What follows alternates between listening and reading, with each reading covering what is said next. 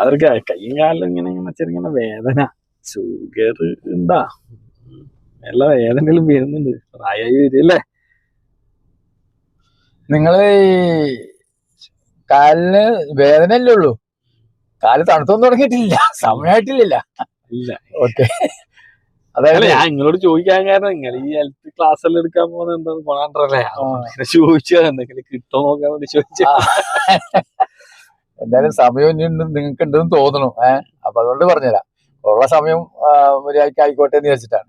അതായത് ഈ sugar, pressure, cholesterol എന്നൊക്കെ പറഞ്ഞിട്ട് നമ്മുടെ ഈ ഗൾഫുകാർക്ക് മുഴുവനുള്ള ഒരു പ്രശ്നങ്ങളാണ്. ഒന്ന്, അവരെ ഹെൽത്ത് അവർ മെയിൻറ്റെയിൻ ചെയ്യണില്ല. പ്രോപ്പർ ആയിട്ട് അവർ ഹെൽത്ത് മെയിൻറ്റെയിൻ ചെയ്യണമെങ്കിൽ ഇതിപ്പോ എന്നെ പോലെ തന്നെ ഞാനിപ്പോ 10-35 വയസ്സ് കഴിഞ്ഞു.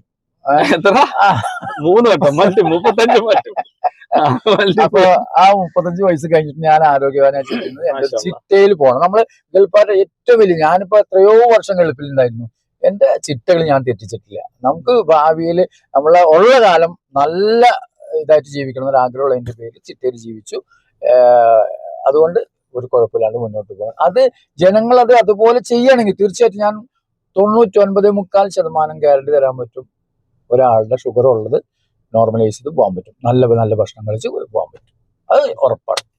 അപ്പൊ അടുത്ത നമുക്ക് എന്ത് ചെയ്യാന്ന് വെച്ചാല്, ഇതിപ്പോ യാദൃശ്യം ചോദിച്ചല്ലേ, അടുത്തതിൽ നമുക്ക് വീഡിയോ ഇടുമ്പോ കറക്റ്റ് ആയിട്ട് സാധാരണക്കാർക്ക് മനസ്സിലാവുന്ന രീതിയിൽ കുറെ അത് കുറെ ഇത് കുറെ അമ്മ ഇതിന്റെ അയം ലെവല് പിന്നെ ഗ്ലൂക്കോസ് സാധാരണ അത് സാധാരണ ഭാഷയിൽ സാധാരണക്കാർക്ക്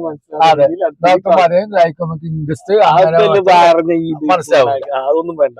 സാധാരണക്കാർക്ക് അടുത്തിൽ നമുക്ക് നാളെ